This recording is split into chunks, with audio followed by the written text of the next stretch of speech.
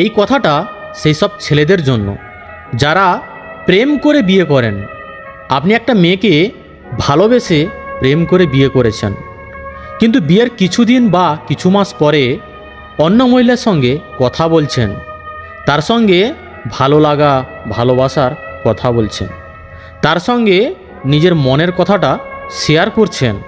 তার ফলে আপনার স্বামী স্ত্রীর সম্পর্কটা ধীরে ধীরে বিচ্ছিন্ন হয়ে যাচ্ছে, কিন্তু পরে আপনারই ক্ষতি হবে। একদিকে আপনার প্রেম করা বউ চলে যাবে, আর অন্যদিকে যে মহিলার সঙ্গে আপনি কথা বলতেন সেও কোনো না কোনো কারণে ছেড়ে চলে যাবে। তাই আপনি ভেবেচিন্তে চলুন। কারোর ভালোবাসা এবং বিশ্বাসটা নিয়ে ছিনিমিনি খেলার মানে হচ্ছে নিজের সঙ্গে বিশ্বাসঘাতকতা করা।